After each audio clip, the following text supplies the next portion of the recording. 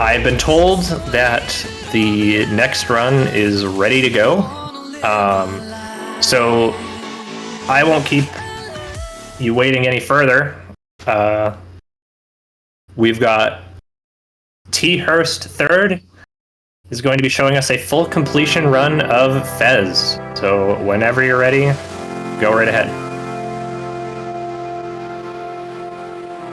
All right. Welcome, everybody. My name is T. Hurst III, and I'm going to be playing FEZ for you today. Now, you'll note it says hat. Why does it say hat instead of FEZ? That's because I'm using a mod loader called hat, and I'm using a mod loader because we had a donation incentive met to use a mod that replaces Gomez with Sonic. So thank you all for helping that donation incentive get met. We're going to go ahead and get started. This game has a bit of cutscene right at the beginning, so we're just gonna get started now and explain things as we're going. So I'll get started in 3, 2, 1, go. And with me commentating, I have the wonderful Jokertyf. Pleasure to be here. All right. So this is FEZ. It is a 2D and 3D puzzle platform game. So what does that mean? So right now everything here looks 2D and it looks like a nice pixel art game, but pretty soon, once we acquire the FEZ, it actually gives us the ability to rotate our perspective, and this world is actually a 3D world. And once we can rotate our perspective, it lets us solve all sorts of puzzles and do platforming challenges, etc. Right now we're going to completely bypass picking up our mail because it turns out you don't actually need to do that to progress the game at all. It's just, you know... Mailbox skip. Yeah, mailbox skip. The easiest speedrunning trick in the game. So the lore of this game is interesting. I don't really understand it. I've seen it a million times. I don't know what this cutscene is doing. And I suppose I should give a warning. If you want to play this game and you haven't been spoiled yet, then you're gonna get everything spoiled. This is the full completion run. We're gonna do everything, and maybe we'll try to not explain all the puzzle solutions. But spoiler alert: this is the spoiler for the entire game. And it's a really good game. You should go play it. Yeah. So the goal of this game is to collect collectibles that are called cubes. There are 64 of them in the game. There are 32 golden cubes and 32 anti-cubes. You only need a total of 32 of, the two types combined to quote-unquote beat the game. But since we're going for full completion, we need to get all 64 of those, plus a few extra other collectibles along the way. Now you might notice I said that we're going to be playing as Sonic, and we're not playing as Sonic, right? What's going on? Did my incentive glitch out? No, it did not. This is the FEZ, and once we pick up the FEZ, that's when we turn into Sonic. And you'll actually notice... I didn't forget. Yeah, we turn into Sonic, and I forget, does the FEZ disappear? Yes, it does. And... oh my gosh, I'm Sonic! Bro, where did the FEZ go? It disappeared. What? And oh my god, what's happening to your computer? What? Oh man, are we having more technical difficulties? Look at no! Those graphics? My computer's glitching. What? My graphics card is breaking. What? You shouldn't have got that 4090. No, oh no, my computer restarted. What's going on? No, just kidding. This is intended crash. For the plot. And the game is about to get started now. So we mentioned that there are different types of cubes, golden cubes and anti-cubes.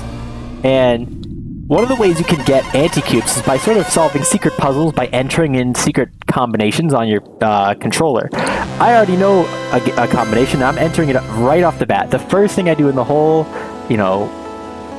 main part of the game is I get a secret code. So I'm starting off the village with a cube already. Look, and you'll notice... now it's 3D! It's 3D now. What? It turns out it was 3D the whole time? We're getting some exposition from our companion, Dot. Then we'll be going into every single level in the village before leaving, because that's the name of the game for this category. So the first thing I'm going to do is fall to my death in front of that door. Since I already collected a cube, I've collected enough cubes that I can open up that cube. You need to have one cube. And so I fall into my death in front of it, and that means later, when I go back to it, I don't need to wait for it to open. Very convenient. So the definition of full completion is to have a map that is fully golden, and to do that, you need to enter every single room in the game, even if there's nothing in it. And, you know, for a lot of the rooms in this game, there is nothing in it except for, you know, some decoration, maybe some lore that explains things that we skip over in the speedrun. Yep, but we gotta enter them all.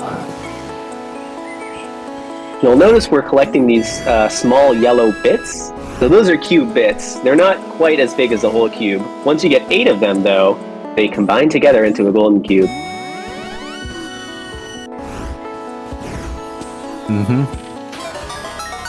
And you can notice I've been picking up keys. There's a few of them. And keys let you open up locked doors. So you can see there's one down there. And we'll go in some of those pretty soon. So here's where I'm going to enter in one of those sort of rooms with nothing in them. There's some lore stuff here. Look at those owls. I wonder if those will have anything to do with the run later on. Spoiler alert. I wonder. Yeah. So here we're going to do something called an animation skip, where we collect both the map and the anti-cube in the same animation. And that saves a couple of seconds. It's also crucial for a very broken glitch that took the any percent time for this game down like 3 minutes. But unfortunately, since that glitch involves duping a cube, we can't actually use it here. Or we could use it, but it wouldn't help us, since we'd still need to go collect everything from source anyway. Indeed. So this run, despite some pretty major glitches being found recently, this run is practically unchanged because we gotta do everything in the whole game, no matter what. It's like it's 2019 again. Yeah.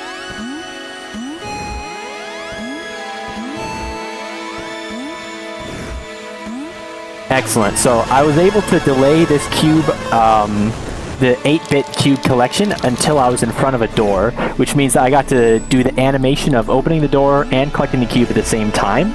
And that's one of the big things in this game, that you want to basically combine 2 animations together in as many places as you can. Because I don't know if you know this, but animations, they take a non-zero amount of time to complete, and while you're doing them, you can't really do anything else. So the more you can combine them together, the faster your time will be. Indeed. Now, this very first section, I was actually on a bit of a timer, and you can see it's starting to become day. Now, one game mechanic in this game is owls. There are 4 owls, and you need to talk to them all to be able to get into a room later. And owls, as we all know, only come out at night, and so I need to get this one really fast. Okay, excellent. I got the first owl, and that's actually one of the trickier ones to get. Let's enter some codes here. Whoa. That's a weird camera glitch. Yeah, I've never seen that. Alright, cool. Entered in some codes, and now I can go into the secret rooms. But point is, that was on a cycle there. That's actually relatively tricky, so it's always good to start off the run getting that first owl cycle. And that's why the estimate in this run is a little bit higher than I really think it should be, because in the worst case, I might miss out on some owl cycles. And the day-night cycle in this game is about 5.5 minutes, so missing one of those is a lot of time that you're going to have to sit around and wait in some cases.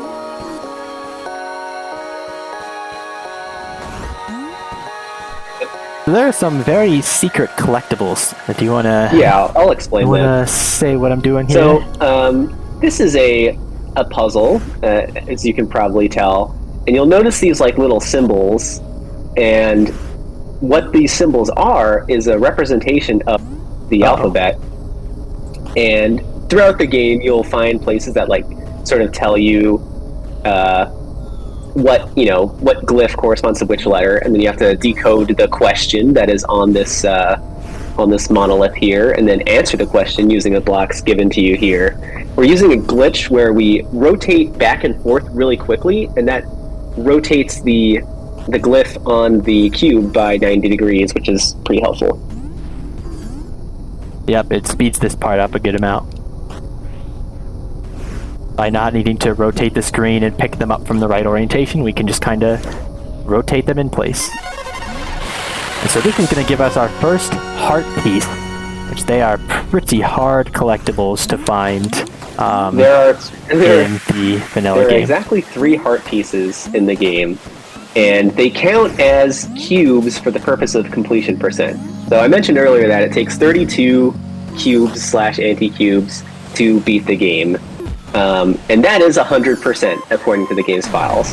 Well, we know there's actually 64 cubes, so you can really get 200%. Well, these 3 heart pieces, if you do the math, 3 out of 32, turns out to be 9.4%. So the category where we get all the collectibles without having to get them from source, allowing some glitches, is called 209.4%. That is the maximum percent you can naturally achieve in the game.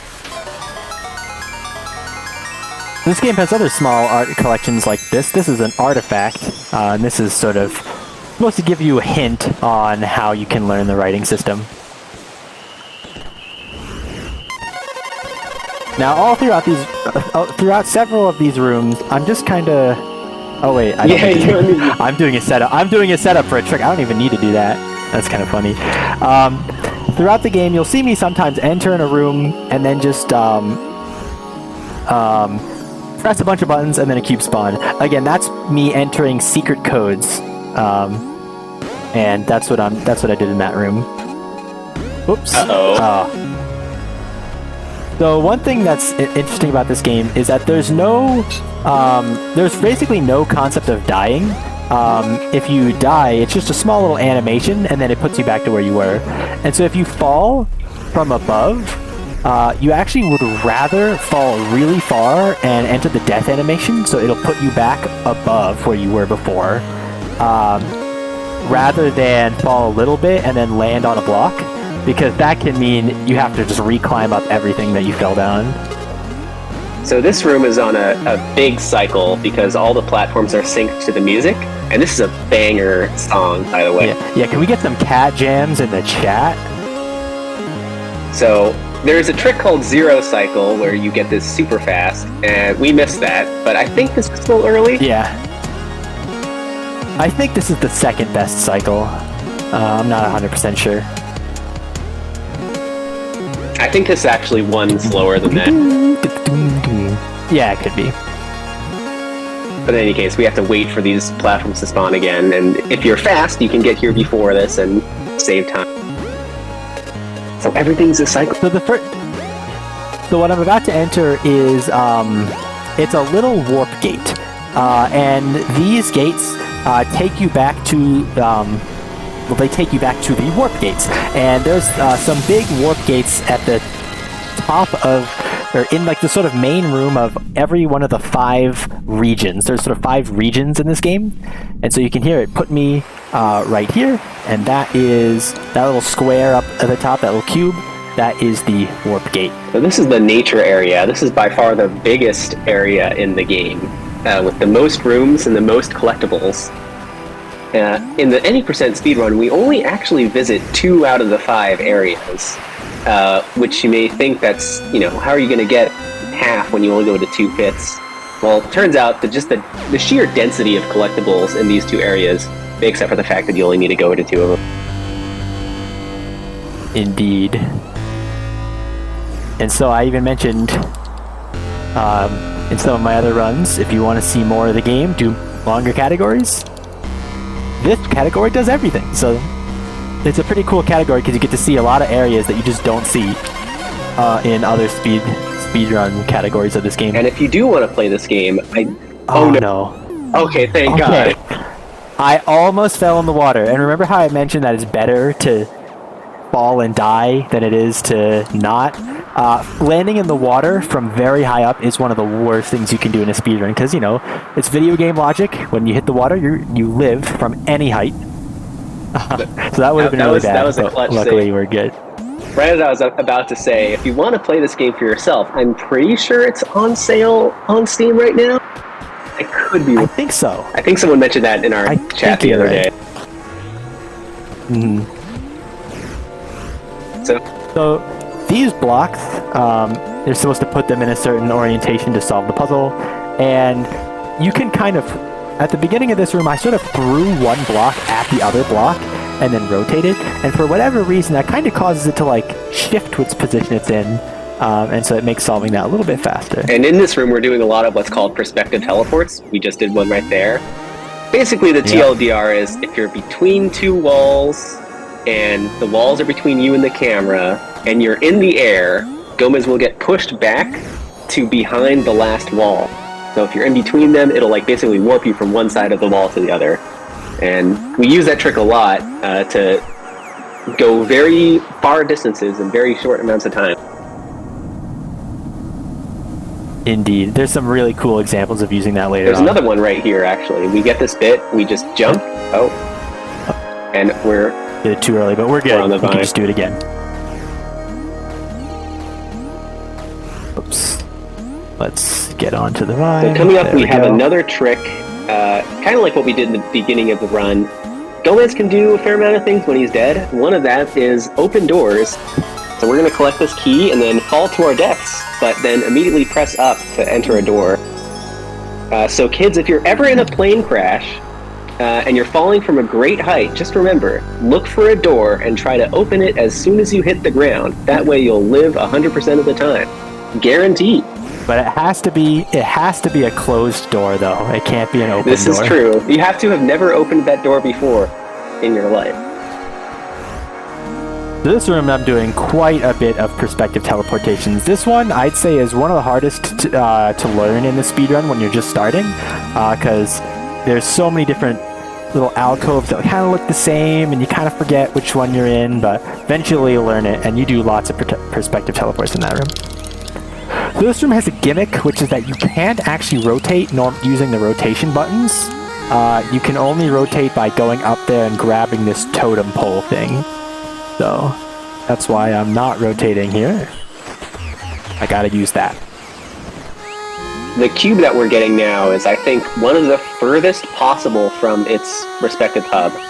So you'll notice from Bell Tower we had to go through like 3 or 4 rooms just to get here, and we still have like 2 or 3 more rooms to go to get to the actual cube.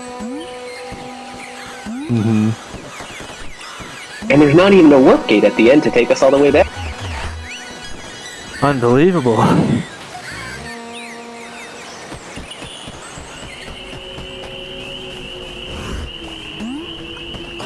So here's another one of the classic FEZ block throwing puzzles.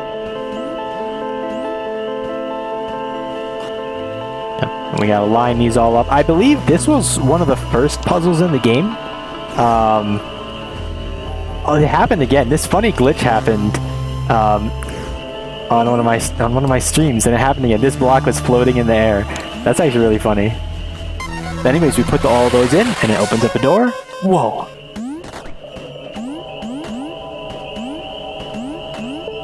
Yeah, so to get up there, you'll notice that Gomez kind of just like jumped up from a corner. So it turns out, in this game, like, intended mechanic is that if you're on a corner, you can jump away from it to get a fair amount of speed in the other direction. But due to an oversight, they actually allow you to change your direction a few frames after you input jump. So you can either jump straight up or even jump into the corner using that corner jump mechanic. And we call those either corner boosts or reverse corner jumps. And each time you do one of those, you save Gomez doing the ledge get-up animation, which is pretty slow. Mm-hmm. I think It's like half a second. Yeah, I think it's... Which doesn't sound like a lot, but you do a lot of them in the run. So Yeah. you can save half a second every time you grab a ledge. It adds up to so much.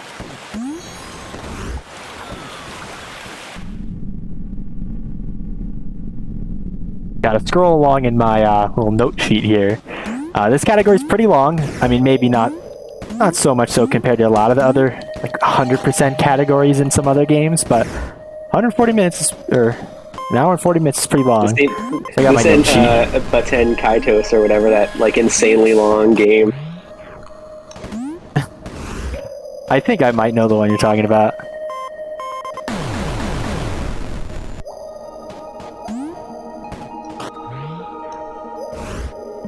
So here we see... Uh-oh. I Okay, I put the bomb down the wrong way. That's kind of funny. Whoops. No big deal. Oh, then there's the graphical glitch. This happens sometimes where the bomb sort of seems to duplicate. Don't really know why that happens.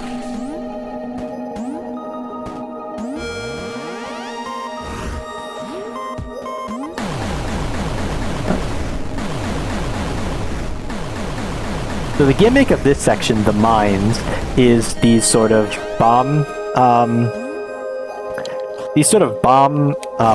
walls that you can put throw a bomb onto, and then it sort of opens up some cracks.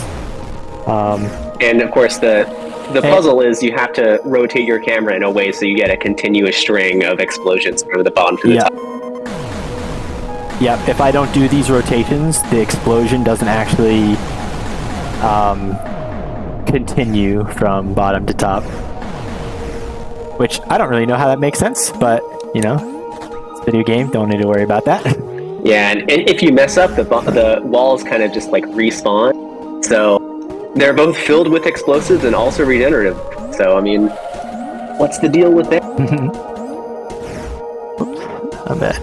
So you'll notice just by climbing up that ladder a little bit, we went from one of the pillars to the other, so we could actually get on this platform with the key.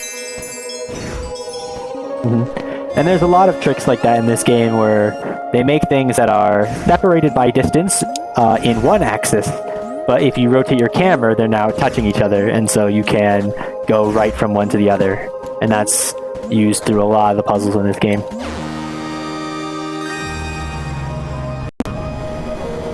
And I have 16 cubes. Excellent. That's what I'm supposed to. I always keep checking my documents during this run, because I've forgotten things before. It's not that hard to do. So we're about to go to our second major area in this game. First, we have to climb this tree.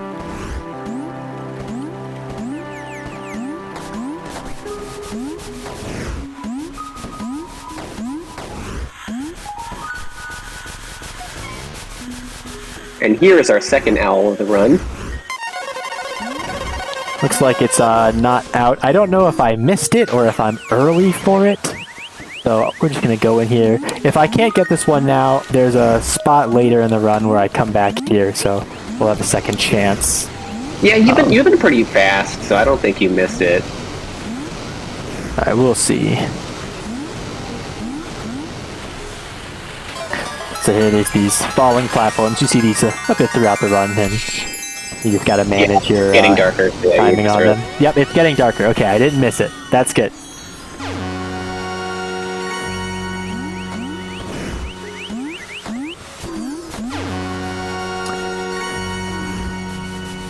Alright. I'll probably actually spawn just by the time you get there. Oh, look at that. I even beat the owl. Let's go. So yeah, as a consequence of everything being on a cycle, the whole first hour of this run is you just can never save time. So imagine a bus, but literally though. Imagine a bus that comes every 5.5 minutes. Yep. And so there's only so much time you can save in the beginning.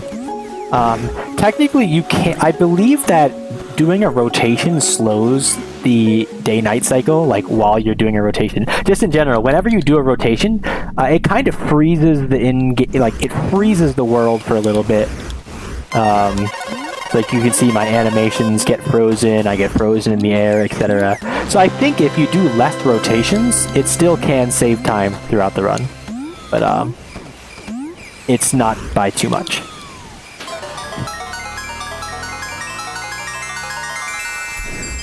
You might have noticed there was some invisible platforms I was jumping on there. There's a way you can figure those out, but I'm not going to tell you. You should go play it yourself. So that's a pretty hard jump. You'll notice that when T. Hurst actually hit the jump button, he was already in the air. And that's a mechanic we call coyote frames from Wile E. Coyote. If you fall off a cliff, you're going to hang in the air a few seconds before you actually start falling down. And so we abuse that mechanic to do some pretty long jumps. That we'll have some more of those later on as well. Yeah, very standard mechanic in a lot of platform games. You just made that throw. We'll see. That one might be too far. I need to line this up to form a pattern. Okay, good. That was You're perfect. good. I was worried that cube might have been just a little bit behind one of the behind the wall, and so it wouldn't register the pattern, but it did. We're good. And we're gonna do this room actually normally, which is a weird sight to see. This was the first location where we actually implemented the game-breaking trick into the any percent round.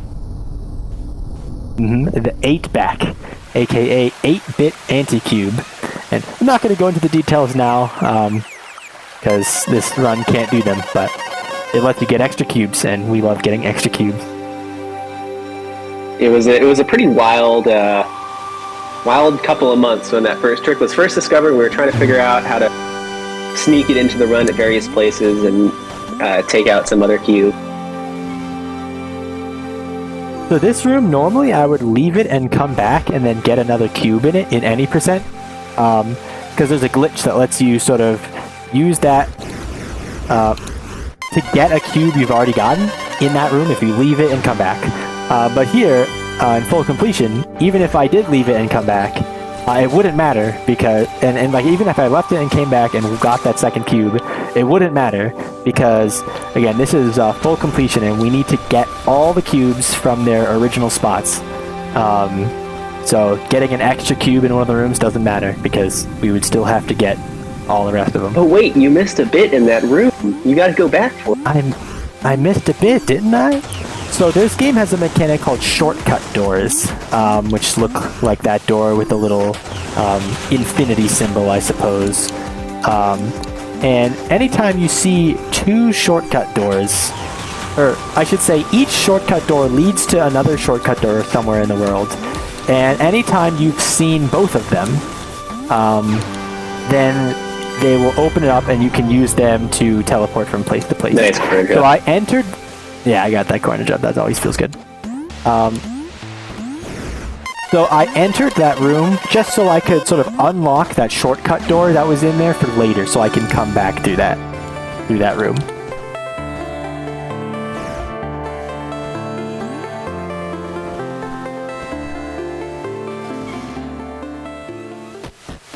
So this room has another owl, and once again, I think I'm making good pace here, so I don't think I'm worried about the owl.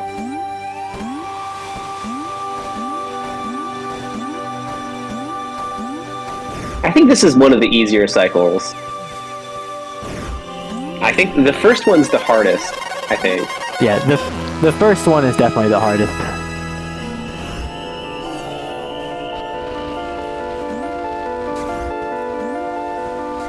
The owl will be right on that tree. You can see it's getting nighttime, so this is, again, the perfect time. That was an interesting part of routing this category, is finding out good times, or finding a good route that got you to each of the owl rooms in a good time for it to be nighttime in the game. So that way you could get all the owls without needing to wait for lots of time. So these little things are crushers, and if you sort of get them to look at each other, they'll start crushing. And so that's what I was just doing. And here, we'll wait for an owl to spawn. I actually don't know if this is true, but I've heard that if you aim your camera down like this, it makes the owl spawn faster. Because your camera is actually just lower, and... Oops, that was dumb. And the owls spawn relative to your camera, so if you just look down, the owl will spawn faster. It'll spawn lower so you can talk to it faster. I don't actually know if it's true, but I do it every time just in case it's true. And there's that bit that we missed, that we quote-unquote missed earlier. Yep. So that was the shortcut door I took that let me... Wow, this room looks weird. I wonder what happened here. Why are there black holes? Actually, we should probably explain what black holes are. Yeah, we haven't explained black holes yet. So, in some specific rooms, there's always black holes that spawn, but in general, the second time that you enter a room, there's a chance that there will be black holes, and that chance increases with the number of cubes that you've collected. So right now we have, about 28, 20, soon to be 29 cubes. And so we're going to get them, fairly often. But once we get towards the end of the run, where we have like 60, 62, then we'll start getting black holes very often. Mm-hmm. We'll pretty much get them half the time. And basically, if you touch a black hole, you die. That's, you get sucked in. In most rooms, they actually don't affect the speedrun. They're just kind of there, and you can ignore them. But there are a few rooms where they do matter, and if you get black holes, you have to route around them. Or in the worst case, you just gotta leave and come back because it prevents you from doing the fast strat in that level.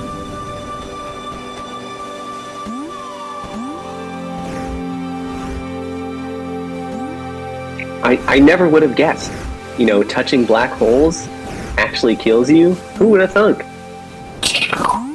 Who'd have thunk? I don't know.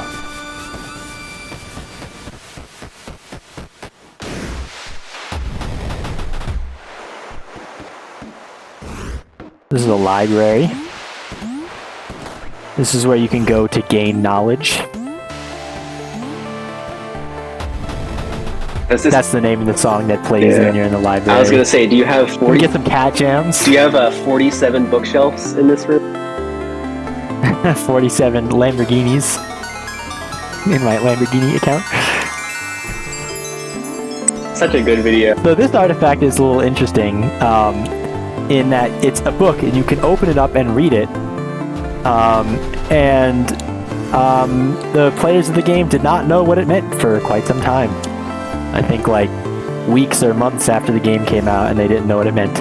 Very hard to decipher, and it ended up just being like lore. So this next room could crash. The game could crash here, and it sometimes does. And okay, we are good. It did not crash.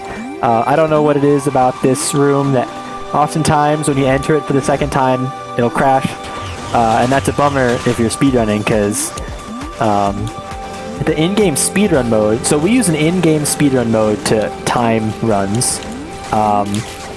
And I should point out that since I'm using a mod that changes me to be Sonic, this run's not actually a legal run. So, hopefully I don't get a PB.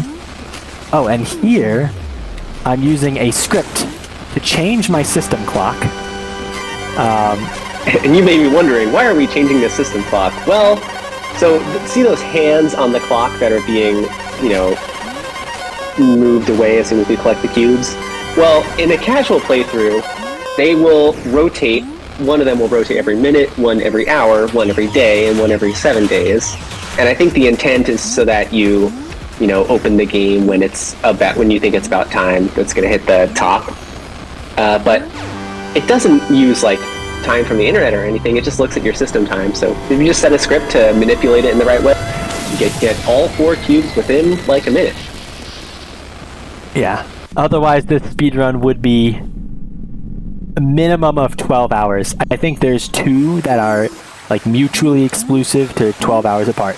So luckily, we don't have to do that. We're grabbing a map.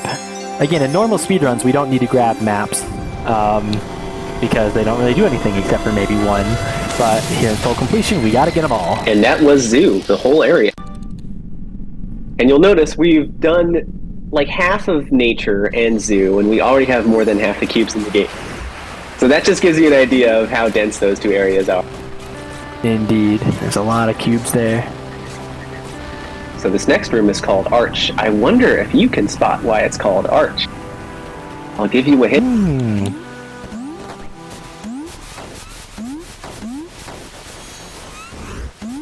So that right there is a tricky jump, and we're going to use some coyote frames there. So those are 2 hard jumps right in a row that are the bane of my existence when I was learning this speedrun for the first time. Indeed, they're tricky. Invisible platforms? What? Oh my god. Insert Sanctuary Garden music from Earthbound.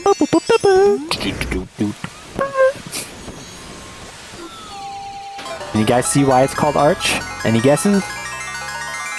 I don't know. I've never figured out why it's called that. Yeah, the guy who named these levels, what an enigma. Yeah, right? So it's funny, Dot talks to us here, and that messes up the camera if you enter the room too fast. Just for that little room transition. Totally harmless, but I always think it's funny that in the speedrun, we do it so fast that the camera messes up like that.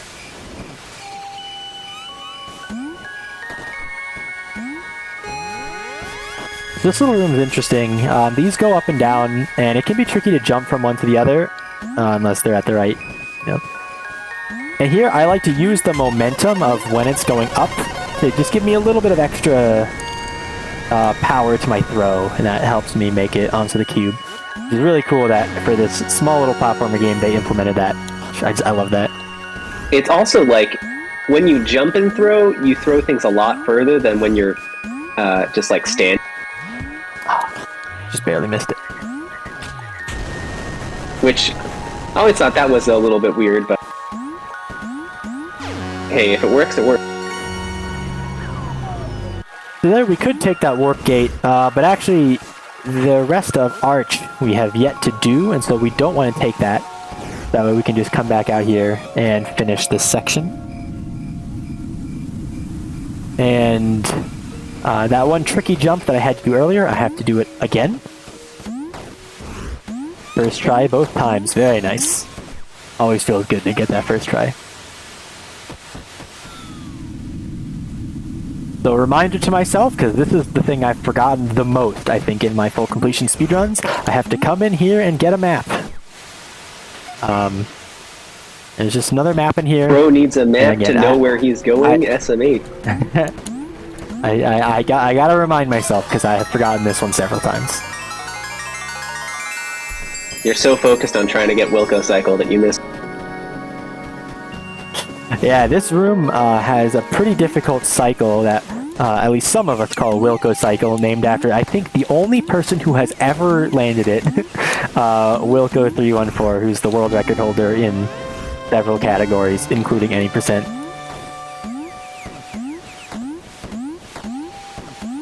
Shout out to Wilco.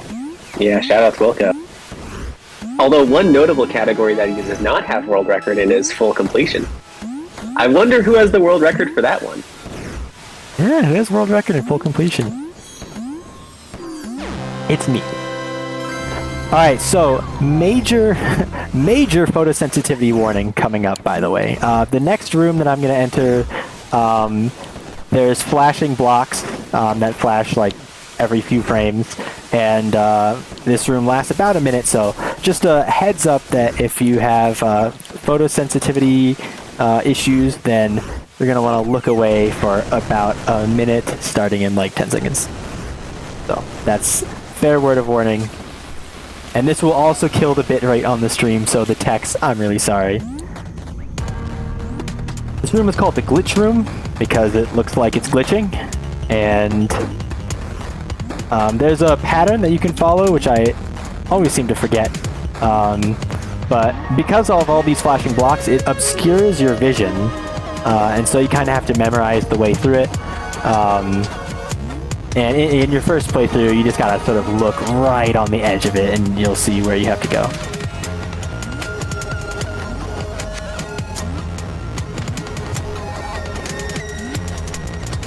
I love this. The soundtrack to this room is really cool too, because it incorporates like the various like snippets from like a bunch of other tracks. Mm-hmm. I'm pretty sure it's entirely composed of snippets from other tracks, which is really cool. Alright, so I'm taking the exit, so it'll be safe to look pretty soon. And okay, we're good. Photosensitivity warning is over. Where do I go next? Lighthouse. This is the last major area of nature. And after we're done with Lighthouse, we'll probably have, what, like 42 cubes? Yeah, 42 cubes. So 42 out of 64 is about 2/3. The 2/3 of the cubes are in 2/5 of the area.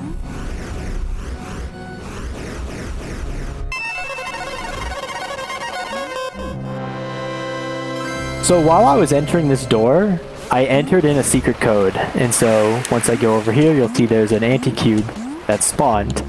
And here's actually, I think, my favorite instance of using perspective to your advantage in this game. So I'm going to get this bit, rotate, and then jump a little bit, and I land on the end of that dock.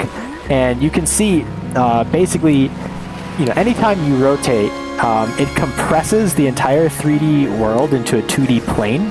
By rotating, you change which axis you're viewing it.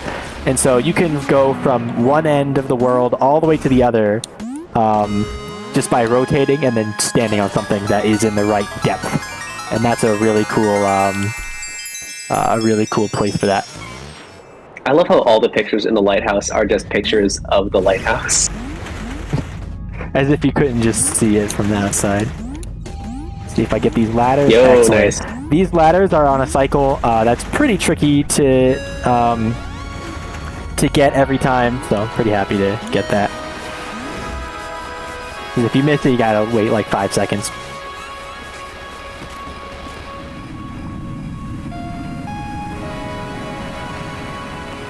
So here we're about to go into a room that does nothing for us. Yeah, this is another room that has like a shared cube. We've already got the other cube in the other spot, so we just don't need to worry about it. All the quote-unquote shared cubes in this game are because of QR codes. So there's a couple QR codes throughout the game. Some are on maps, some are in the world. And I think just to have redundancy, just in case, QR codes like went away as a format or something, all of those codes are used elsewhere in the game. And if you get one, you get credit for doing them both.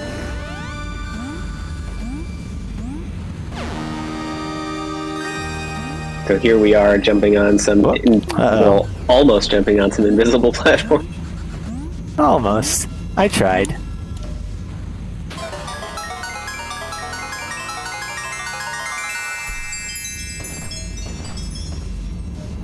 So earlier in the beginning of the game, we entered a room with a bunch of doors that we couldn't go in yet because we didn't have enough cubes.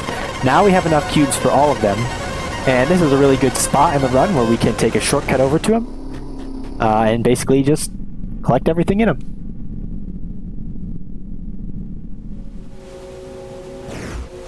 And these rooms they're like a little bit of lore, so they go from like earliest to latest, right? So this one, it's like prehistoric. You can see everything is 2D, right? When I go in these rooms, I actually can't... Yeah. And I can't rotate in these rooms, these little sub-rooms. It's like the rooms themselves are kind of actually just 2D. And the geoglyphs kind of show what happened. Like they talked to the owls, and the owls gave them the ability to go in 3 dimensions. I know. Super big lore. Cool perspective teleport.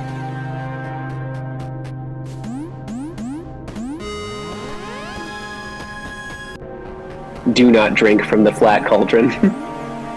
Who knows how long it's been there. Soup.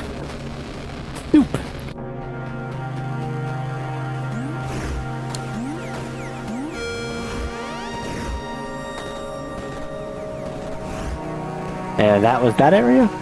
Next we're going to go into, I think it's called Industrial City, officially, in the level description. Level data. We call it Nocturne because that's the name of the track that plays. Yeah. In this game, technically, you don't actually know any of the names of any of the places. They sort of intentionally keep that hidden, so that way everyone can kind of come up with their own name. And so quite a few rooms in this game we call by the name of the song that plays in it, because, the OST, which by the way is so good, shout out to Disaster Piece, the OST has names for all the songs. And so, sometimes, this room is... The song Nocturne plays in it, so we call it Nocturne. I mean, some names are, you're gonna figure out. Like, do you know what they call the one room with the big waterfall in it? You'll never guess. That's one of my favorite glitches. Using that ladder and then rotating, you just sort of pop to the other side, which I think is really cool.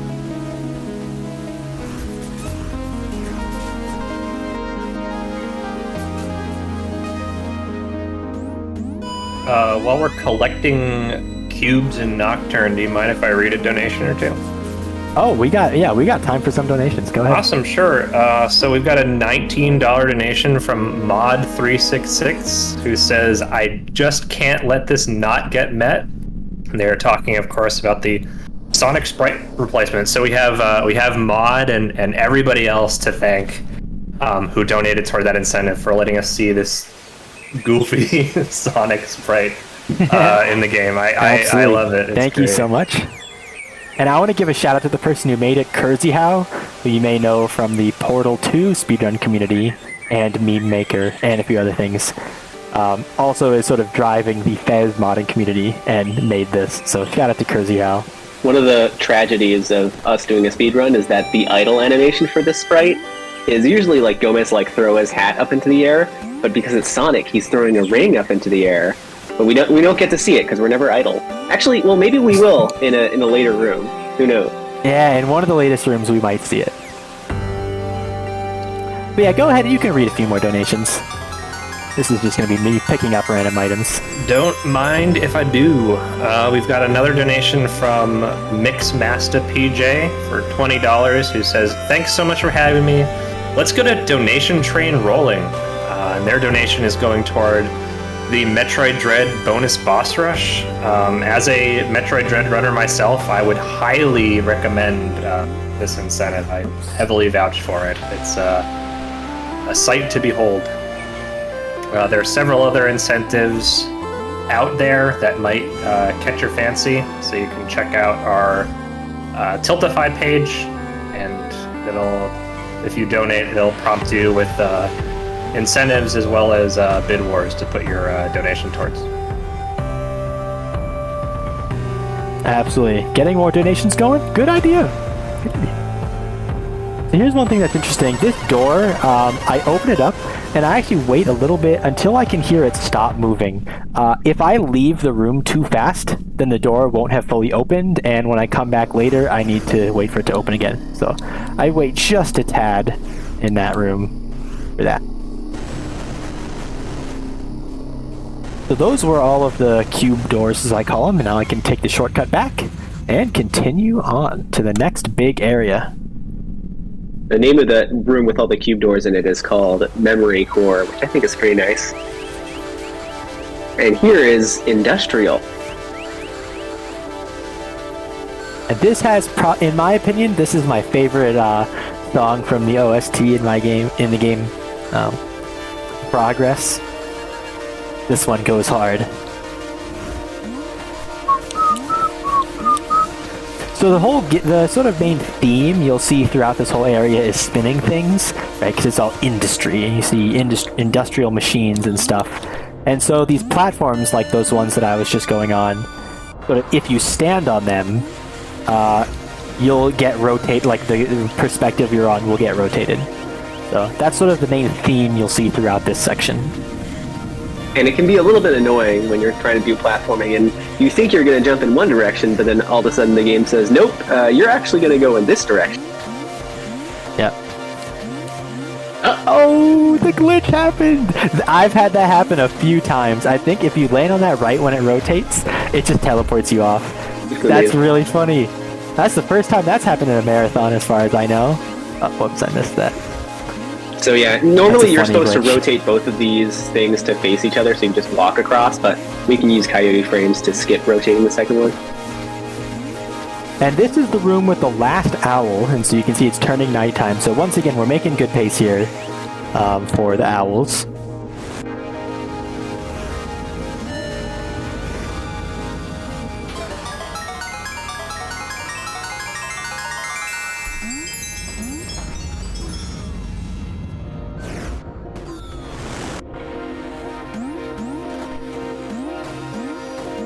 One thing I really like about speedruns like these is like the controls are like fairly simple, like you're just kind of jumping and spinning the screen, but there's so many like elaborate things you can do with a simple control scheme, like the perspective, I forget the name of the glitch where you rotate twice and on the edge of the wall. Yeah. Yep, perspective warping or perspective teleports. So here's where the time save can start. Yep, so that was the last owl, so the rest of the run, every second matters for the final time. We're not waiting for any cycles anymore. Well, we're not waiting for any more owl cycles. There's still plenty of cycles. Any overarching... Yeah, there's plenty more cycles, but they're not overarching cycles that last the whole game. They're just per room. So here I do a glitch, where if you jump off of a ladder at the exact right time, you can get a height boost. And I can use that to not need to line up those little pivot blocks, and instead I only need to rotate one of them, and so that saves some time there. Ah, dang it, I mistimed that. These platforms are interesting because if you're on them while they rotate, they just sort of kick you off. Because they sort of rotate in the axis of the camera, so it's like they rotate you off, and you can't really see yourself getting rotated off. You just sort of fall through because of the perspective.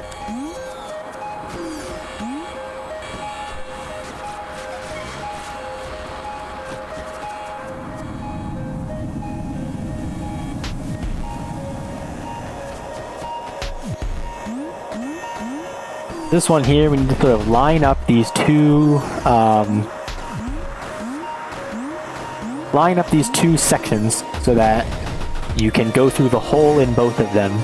Casually, I found this puzzle annoying because it's like trial and error. You can't even see where the inside hole is, but in a speedrun, we know exactly which ways to rotate both of them. That way the holes line up, and we can go in. Yeah, I think the way to do it is you just brute force one of them until they match, and then once they match, you can see through both of them, you just rotate both of them until you find the door. But that takes a while because you have to climb up and down for each bit. Exactly. But that was cube 47. Once again, checking my note sheet, that's what it should be. Always good to see.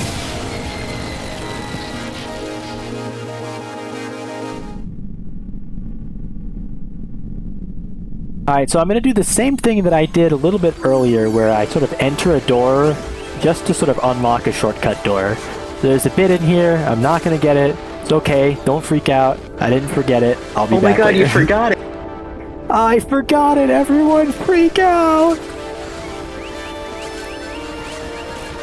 This room here is, I think, the most difficult platforming room in the game. It's really long, it has lots of these spinning blocks, and one unfortunate thing about the spinning blocks is if you're... that happens sometimes. If you're sort of on them, if you do a ledge grab on them while they're spinning, there's a pretty good chance that you'll kind of bug out and just fall through and just not grab it. And so that can always be really annoying whenever that happens.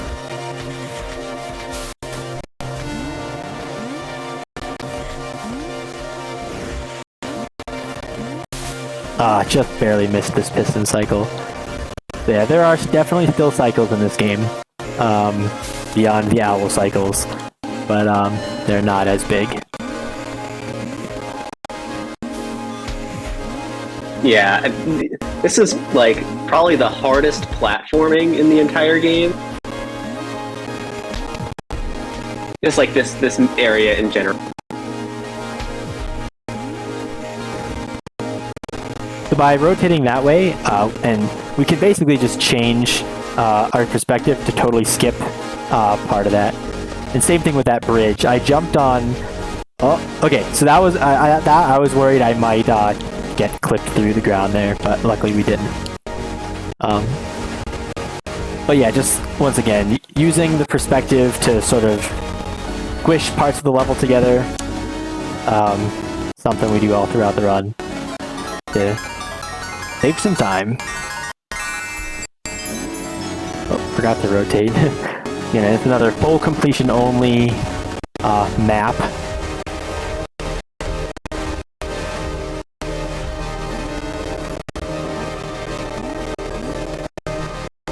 Almost fell there, but we're good.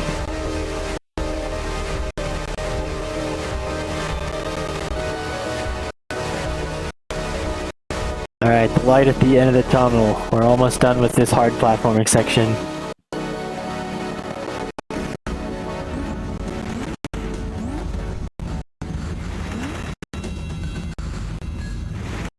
So normally you're supposed to sort of wait for these ladders and then wait for it to go all the way around. But by doing some perspective stuff, you can actually rotate the level and sort of grab the ladder and then quickly grab the other ladder without needing to wait for it to go around.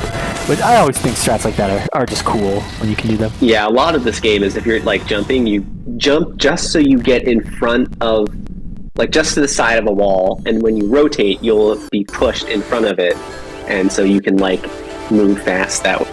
It's hard to explain without like doing it for yourself.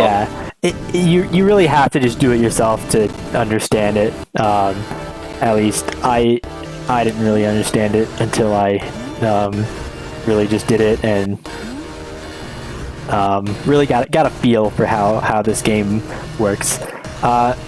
Even though at any given point it controls like a 2D platformer, you really do got to be able to visualize the level that you're playing in 3D. To be able to do a lot of the tricks and like find setups and routes and stuff. Gee, I wonder where that conspicuously green pipe leads, and if that is a reference to a certain game from the 1980s by Nintendo. No, I don't think so. No, definitely not. You're telling me the famous game Italian Plumber Simulator 1983 is not what this game is based off of? True. I don't know, man. So this is the sewers. Once again, it's got another banger in the soundtracks. And also, it looks like a Game Boy game, which is pretty cool. You got the coloring there. Now, right off the bat, I'm going to be doing a very hard trick. I will probably not get it first try, but there is a puzzle that you're supposed to raise and lower the water levels, which is something that is like a big theme in this area, is the water level. And it's just actually acid in this game, in this level. But instead of doing that, I'm going to do... I almost got it first try. I'm going to do a very precise jump and rotate.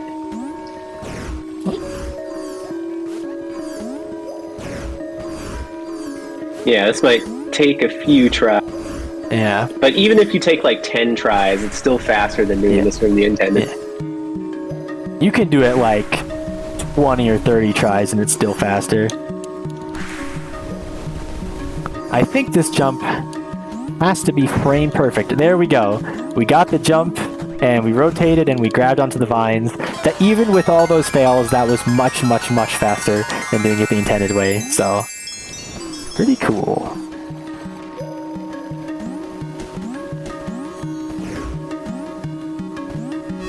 So here I'm going to lower the water level. And I'm going to do it in such a way that I enter this door.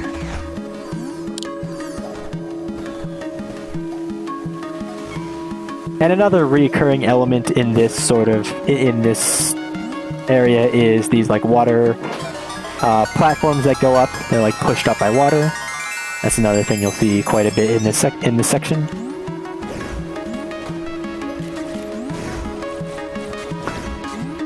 And now that we have more cubes, black holes are starting to spawn more frequently. And that's annoying, because in this section, there's some black holes that are just really annoying. And you'll get to see some of them coming up in this room.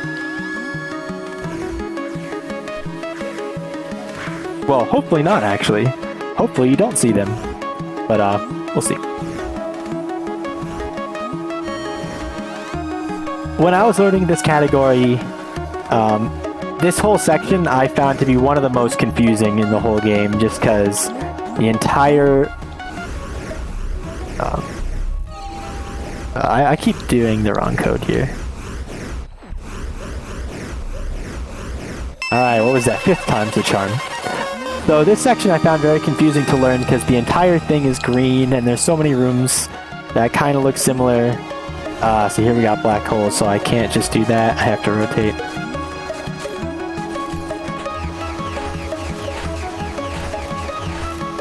But it's a really cool section. Yeah, manipulating the water to like have it go where you want to go. This is also the one door in the game that has like a weird sprite in sewer.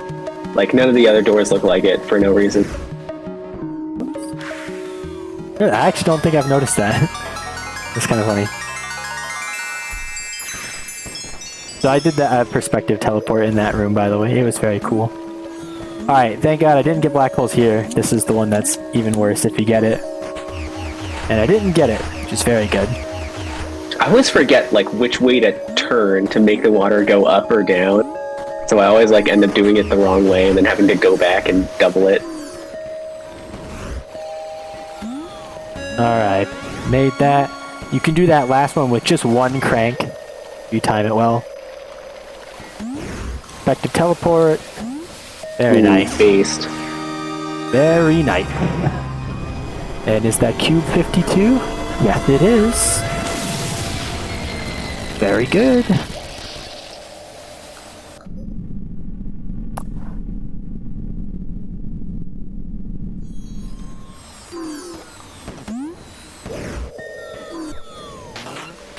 I'm entering this.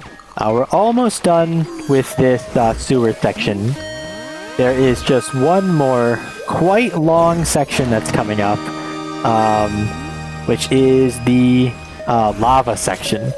And anyone who's played this game will know it's the only it's a big auto scroller, and it takes a little while. We got a few puzzles before it, but it's coming up.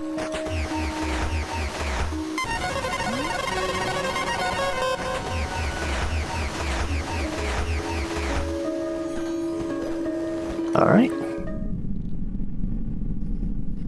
We have passed the hour mark. Here we go. Quite a long run, at least by my standards. And you'll notice we're at an hour and we have 53. And we have 13 cubes in approximately 26 minutes or something.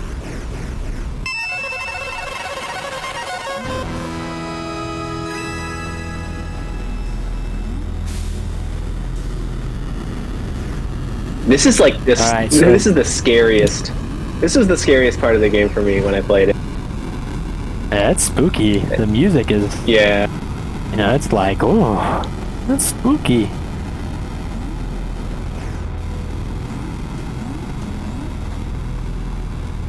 Someone in chat says that this section reminds them of the Virtual Boy. Yeah, it probably that might be what it's based off. The other one was the Game Boy, the original 4-color Game Boy. So I would not be surprised. So you might say, how is this an auto-scroller? Clearly I'm climbing all this. Well, the lava is rising up, and Lavas rise up. we need to wait for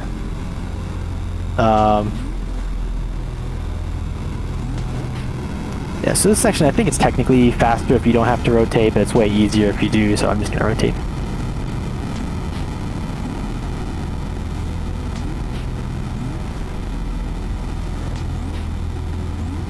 So you can see over there, there's that little platform. It's this thing right here. And this thing, we gotta wait for the lava to rise up. And so if there are any donations, now is the time to read them. Let's see if we can see Or that if idle there's animation. anything else that you want to say. Oh, true. Alright, it seems like we're gonna be waiting a little bit. I'm waiting for Mixmasta's donation train to arrive at the station. But until then, Yeah, I can talk I think about some of so. the incentives we have going on. So tomorrow is a big day. We've got the Pokemon Let's Go Pikachu and Eevee speedrun, which has a total of 3 incentives. You can enter into a bid war for both the trainer name and the starter name. If you'd like to suggest your own name, the limit is at most 12 characters.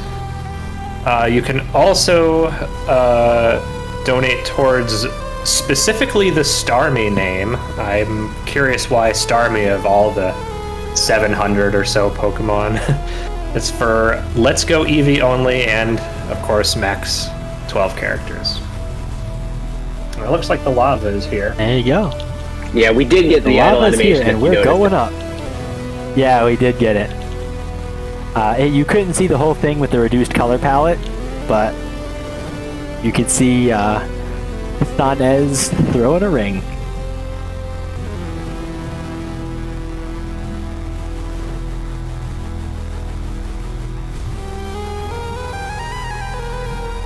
So regarding... One thing that's kind of fun. Sorry. Oh, go ahead. Go ahead. Yeah, so regarding the Pokemon incentives, we only have one trainer name entered into the bid war, and that is Osmorn, with $9 towards it. So shout out to Osmorn. If you would like to suggest an alternative trainer name or a name for the starter or the Starmie,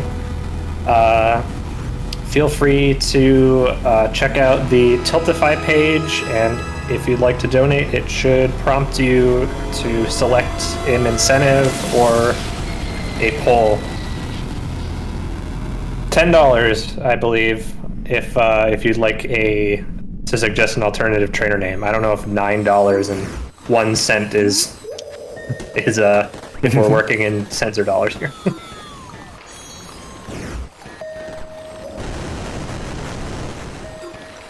Alright, so now I need to be careful here. I need to wait for this door to be closed before I go in this one, because that can cause crashes. So I think we've passed all of the crash points in this game, in theory. We should be all good in terms of the game crashing. But you never know, we'll see. So I really hope I don't get black holes. R.I.P. I've said this every time, and I've gotten black holes in every single one of my practice runs. With 55 cubes, it should be a little less than 50%. So do the odds there. It should be less than 50%, and I'm 3 for 3 on that. So 1 in 8. What's going on there? You just got the bad RNG. I know. That is one thing. SMH. Like, black holes are literally the only RNG in this game. Actually, in this category, there is one other bit of RNG which we'll get to in the graveyard area. But for the speedrun, yeah, for the most part, basically the only RNG is black holes. RNG in graveyard? Yeah, it's the crypt. We'll get there later. I'll tell you when you're older. Maybe. I'm thinking of the crypt, and I can't see how there'd be RNG there, but I guess we'll see. Yeah. Uh-oh. Did that wrong. So you're supposed to line all 3 of these up, but of course, you know, faster if you only line some of them up and then use perspective to get from one half to the other. That's what I did there. Second attempt. That's good enough.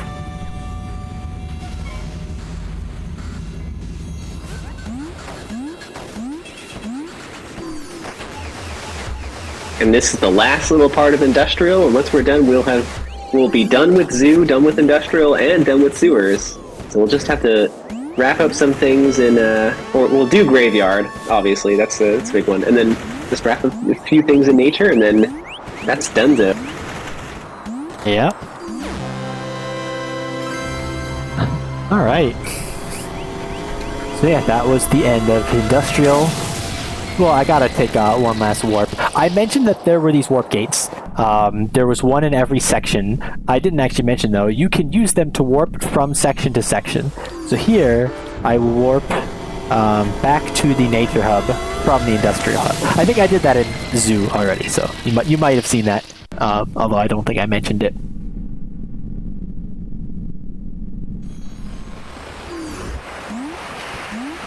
Alright, so I'm going to go back into this tree area. There was one place I did not go. That was this cabin. But it's just a normal cabin. There's nothing to see there. Yeah, right? Just a normal cabin. Let's just check out what's in it. Okay, nothing nothing. really Let's in go it. back. Right, let's leave. Oh? What? We're now in a new area. And if the gimmick to industrial was the moving platforms. The gimmick to this one is invisible platforms, quote unquote. You can notice that they're there because the rain will bounce off of them, and also whenever there's a lightning flash, you can actually see them. Like those we just saw. Yeah, you can see them. Anytime the lightning flashes, then you can see the platforms. But of course, if you're a speedrunner, you already know where everything is, and so it doesn't matter if lightning flashes or not. And so if you remember, I mentioned owls, how there were 4 of them. Here is where those come into play. There's this room here, which has this little owl statue. And all the owls that you've talked to will conglomerate here. And if you were nice to them and said nice things, they will open the door for you. Thank you very much, owls. And normally rooms like this only have anti-cubes in them, which typically the reward for solving puzzles is getting anti-cubes. This room has 1 cube bit in it. Oh, I need to build up more speed. And so for whatever reason, there's a bit in here. And I know for sure in my casual playthrough, this was my last bit that I found. Oh, yeah. Because it was pretty tricky to even, you don't even necessarily realize you can talk to the owls or that they're important at all. So it took me a while to find that. But yeah, and of course, got them all. It also means that for the all golden cube category, which means you have to collect every single bit, because that's every single golden cube, it means you have to do all the owls there as well. So actually, also in all anti-cubes, you have to do it because there's an anti-cube back there. So the owls are basically in every single category that's not any percent. Except any percent, yeah. Or like the smaller other categories that like... Yeah. New Game Plus or whatever. Artifact percent. Perfectly balanced percent, which is a meme category that we haven't put on the leaderboard yet. Yeah. So coming up now is the RNG section that I talked about. Okay. And this area here is a whole bunch of doors. And every time you enter a door, there's a sequence of doors that you have to enter, and you have to know what they are. Of course, I know what they are. And the door that the game spits you out of every time you walk in a door is random. Oh, I didn't even realize that. I thought it was the same every time. Yeah. No, it's random, and it kind of sucks because sometimes they can like put you down on the first floor Yep. They put me down on the first floor, and the last one is all the way up at the top. So it's annoying needing to climb all the way up, but no big deal. This is the creepiest room. This is a spooky room. And we have Gomez swimming in some Kool-Aid. Yeah, some just, red water, no big deal. He's thirsty. He needs that. He needs those electrolytes, All that hard work of doing a speed run. It's got him need some sugar. Yeah.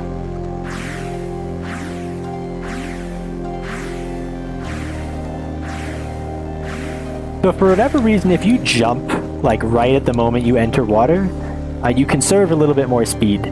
So jumping through water like that is just a little bit faster than like waiting for Gomez to fall all the way down before doing it. Let's do that.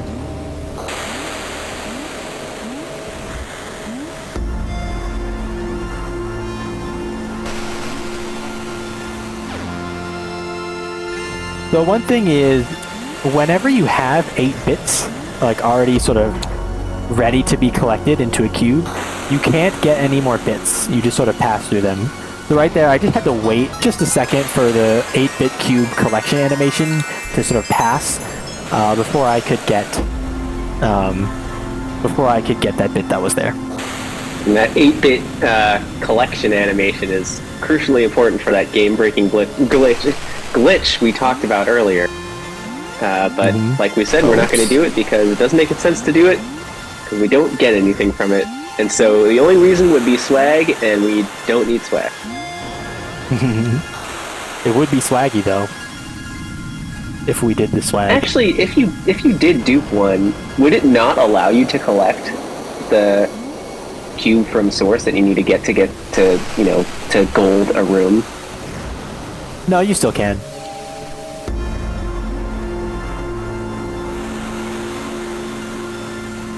And it'll waste even more time because Dot will give you 2 different, wow, you found 64 cubes text boxes, because you'll get 64 and then you'll get 64 again when you get the last one. So it's just a waste of time.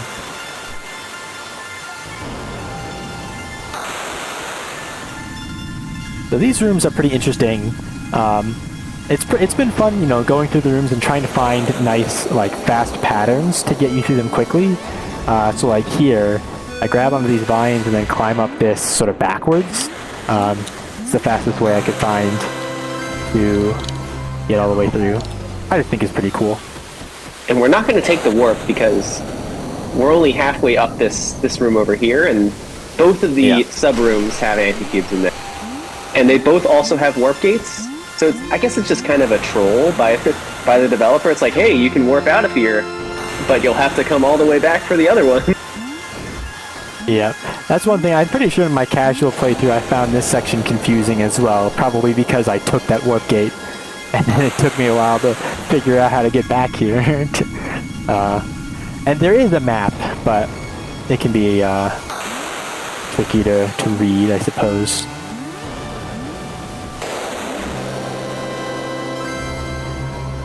Alright, we are nearly done in terms of collection. We have 32 golden cubes, and we have 32 anti-cubes, or sorry, 31. We have 31 and 31. And as we mentioned, there are 32 and 32.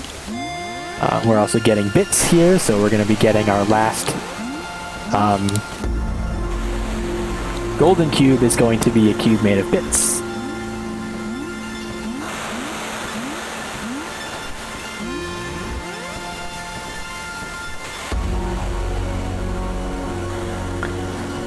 Bro, they turned the skull emoji into a real thing? Bro, no way. Skull emoji. So the puzzle here is you gotta make all these match up. And the fastest way to do that is just to make them all match the one on the top, because it's the furthest one to get to. Yep.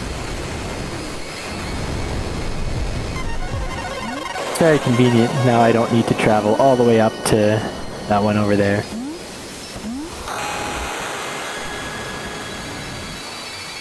And there we go. That's our last golden cube. We have 32 golden cubes. And that's our last anti-cube. 32 anti-cubes. That's 64 cubes. We have one more collectible, and it is our last heart piece. And so we're going to collect that and then go into one more room where we can... Oh, actually? Wait, hold on a sec. Did I get the heart piece in the telescope room? Oh, wait, did you? Well, I might not have. I don't recall doing it, and so I don't think I did it. We'll get to check pretty soon. If I missed it, we'll have to go get it, but that's okay. We should still be well under estimate. But, you know, I don't think I got it. But anyways, you want to explain this puzzle? Yeah, so this is the Black Monolith. It is infamous for being a puzzle that we don't know the solution to. And you may be asking yourself, you say you don't know the solution, and yet you are clearly inputting the solution. Well, we don't know why it's the correct solution. We found the first code, we figured out the reason. The second one, we just brute forced as a community. And to this day, 10 years plus after the release of this game, we still don't know. Still don't know. We thought we found an answer that involved the release date of the game and that book that I mentioned about. There was a book you could find and some maps and I think a few other things that you could find around. But nothing has been the right answer. So okay, let's see. Do we have? Right, now let me check. No, we only have 2. Yeah, so we forgot. So I missed one of them. That's all right. We'll have to go snag that.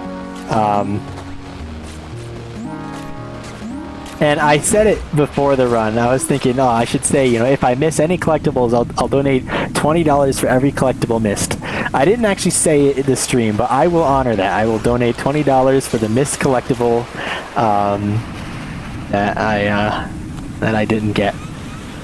Probably fastest way is just warp to zoo, fall back down. I don't think there's a shortcut door that takes you there.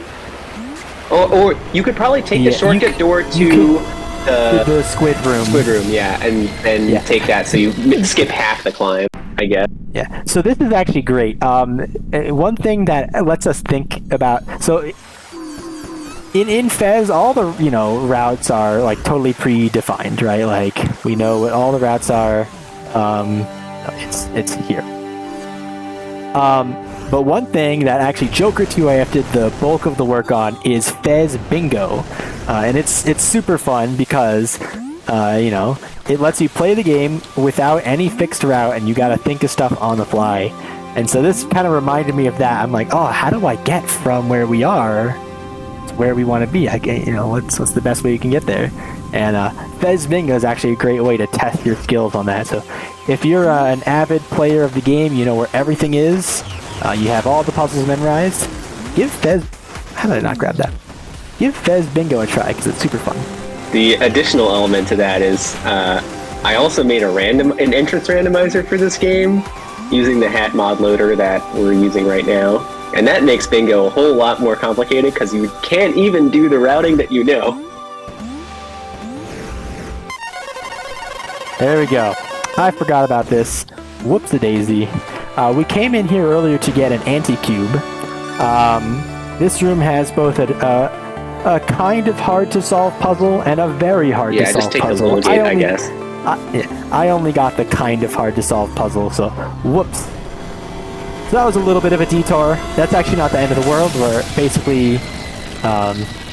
I just gotta take one more warp and we'll be right back to where we were, and then I can finish off the game. You guys will get to see the end. And actually, let's just check. Let me look at the map. We should have everything gold. Let me just check that I didn't miss anything. Look at that. Looks gold. Gold. There's one. You can see one room that's not gold. That's where I gotta go to beat the game. Gold. I think we're all good. Alright, that looks good. We've got everything gold. So this should be a legit run of the category, besides the fact that I'm using a Sonic mod.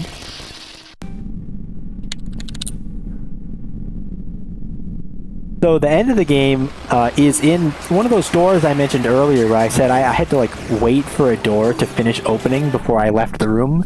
Otherwise it would be closed when I came back later. Well, this is now me coming back later. That door opens when you have 32 cubes, which at the beginning of the game, they kind of make it seem like you need 32 cubes to beat it. But then you learn more and there's actually 64 cubes. But once you get 32 cubes, you can come into this door. Hey, this looks like that one room with all the black holes in it from earlier. It does kind of look like that, isn't that weird? And in fact, this whole area kind of looks like that zoo area we were in earlier. I wonder why. If there's some lore connection between these two. I wonder. Find out next time. Anyways, we have about 60 seconds more of cutscenes, so if you have anything to say, now is a great time to say it.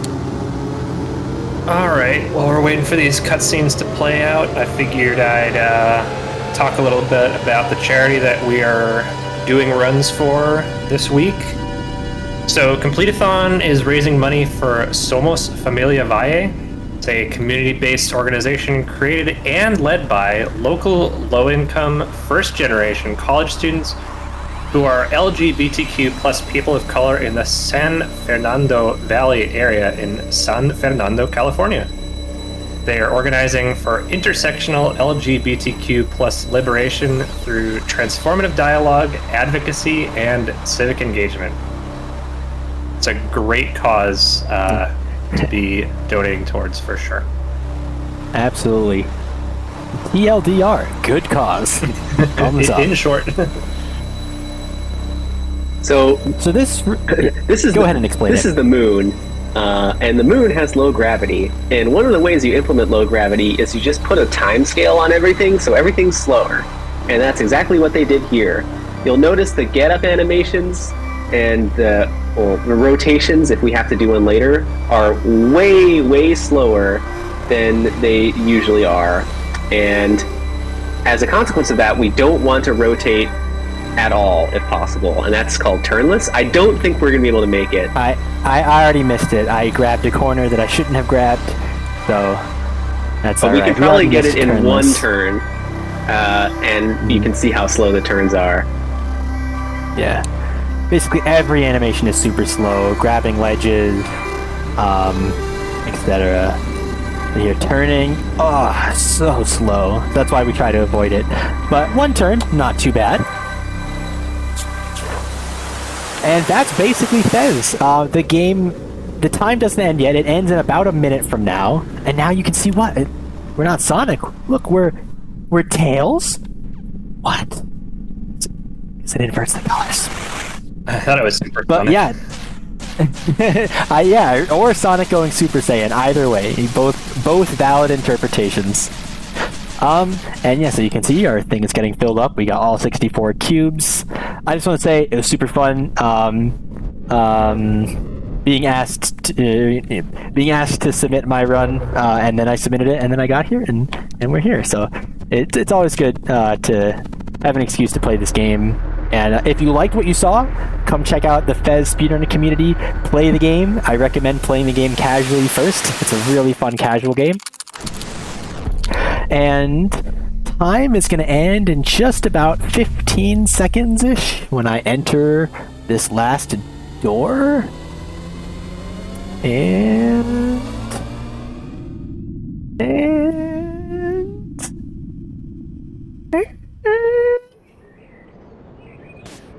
time. Yeah, right about at 125. That's pretty good. 125. That's actually pretty good, considering the fact that I had to waste like several minutes going and getting the item I forgot. I feel like that was probably world record if I didn't forget that item.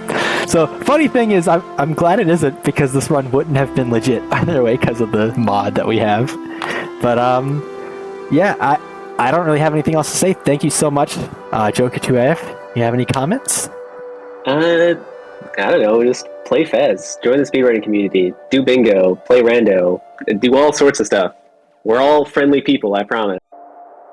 Absolutely. And with that, this is the ending cutscene. I will say, I think the ending cutscene when you only have 32 cubes is better than the ending cutscene when you have 64, but that's besides the point. Yeah, I'm T-Hurst3rd. Thank you so much for having me on, and I'll see you next time.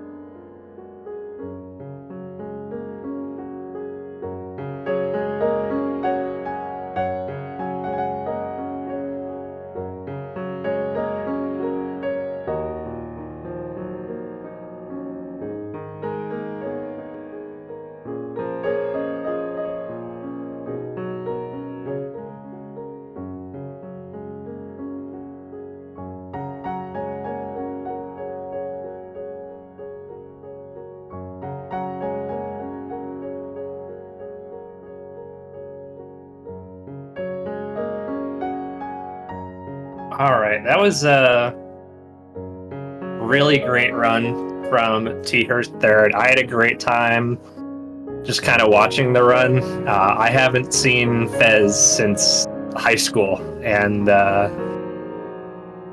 it was really cool seeing all the really impressive things you can do in a speed run.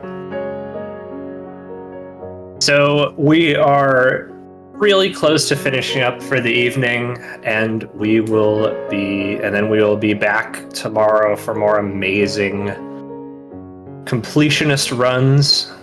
So we're currently setting up for a short hike. Upper Casserole will be doing an all feathers, medals, and hats run. And then after that, Witherman is going to do an all stories run of the first Sonic Adventure game. So stay tuned. We'll be continuing run shortly.